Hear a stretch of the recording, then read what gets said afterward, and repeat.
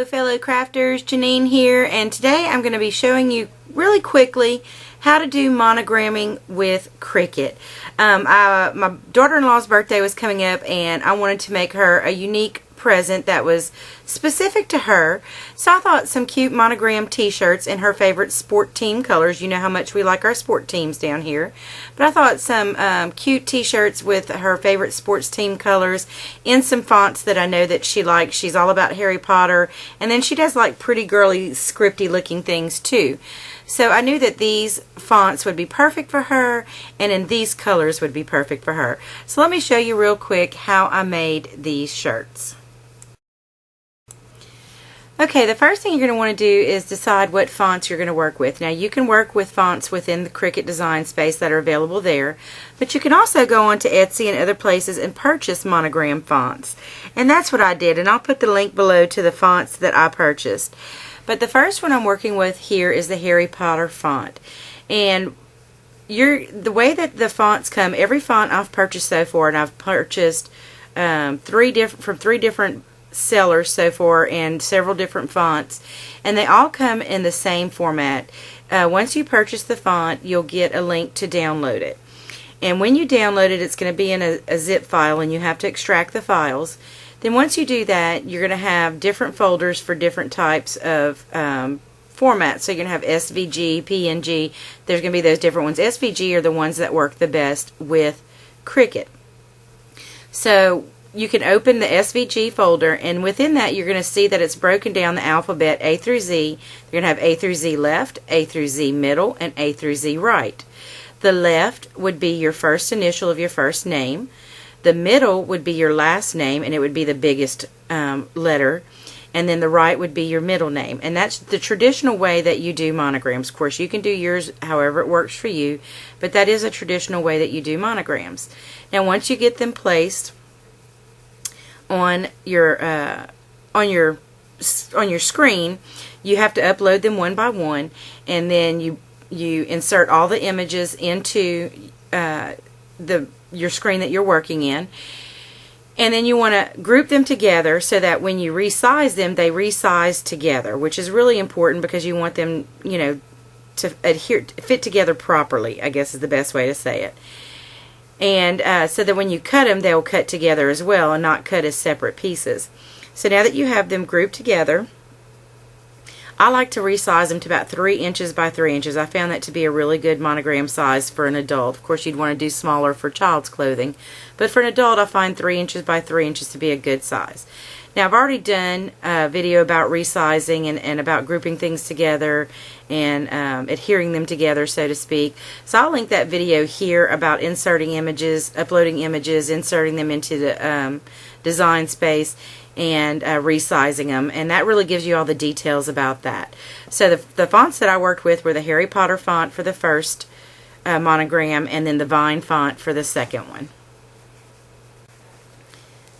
Okay, in the usual fashion that you normally would do Cricut, once you get ready to cut, and again, refer to the video that I inserted earlier that shows you the specifics about loading the machine and the screens, what they look like in Design Space when you go from one to the next. But you would load with your foil vinyl, iron-on vinyl, you have to put it color side down, and so you have the dull side facing you, and then you want to mirror the image to cut it out just like you would with the iron-on in that first video that you saw. And then you load it into the Cricut and press the green blinking Cricut button to make it cut. Then remove your sheet from the mat, and I like to go ahead and cut out just a square around the monogram so that I don't waste a lot of vinyl, spare as much as possible.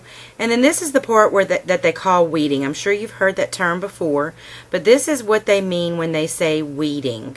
Is you're going to take away everything around the monogram and in the middle of the monogram, all the little pieces of vinyl that you don't want to transfer onto your finished product is what you're taking away. And the best thing I can suggest is get one of these weeding tools or something with a fine point, a straight pin, because what you're going to want to do is just pick out all those little bitty pieces. The Vine monogram had a lot more of them than the Harry Potter one, but you can see it has all these little bitty pieces that you don't want ironed onto your shirt. So you have to pick all those little pieces out, and that's what I look for.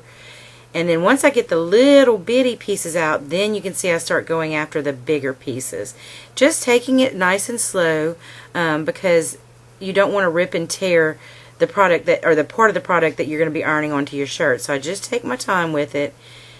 And then once I think I've got it all, I flip it over and look and see if there's anything I missed, because it's easier to see from the color side if you've missed something. So the next step is going to be to iron it on. I like to use parchment paper instead of pressing cloth. To me it's easier to work with. But the directions for the Cricut vinyl tell you to set your iron to the wool setting, and then use medium pressure for 25 to 30 seconds on each side of the transfer. So you can do it on the front side and the back side. And then to let it cool for a full 1 to 2 minutes before removing the clear plastic from the transfer. And now you can saw what I was doing is, because to me if you iron just one little part of a shirt, then the rest of it looks really wrinkly. So I like to just go ahead and run my iron over it real quick to give the rest of the shirt a bit of a pressing so that it looks nice. And what I did there is, once I peeled the clear plastic sheet off, I put the parchment paper directly over the vinyl and ironed it again, because sometimes when you peel your, because that clear sheet is really, really sticky. So sometimes when you peel it off, it gives a little bit of a texture to your foil vinyl, or any vinyl really, and any transfer type material, iron-on materials. So if you put the parchment paper over it and press it again, it kind of helps flatten that texture back out and make it nice and smooth again. But anyway, it tells you to wait 1 to 2 minutes before peeling the paper backing off, and that's what or the clear plastic backing off, and that's what I'm doing here, is waiting for that. They want to make sure it's nice and cool. I keep feeling it to see if it's cool yet. And that's all there is to it. This is how you apply vinyl or foil monograms to anything, really, any kind of cloth material. Well, I hope you all really enjoyed this tutorial. I enjoyed bringing it to you. If you like these Cricut videos, give me a thumbs up. As always, you guys have a very blessed day. Bye now.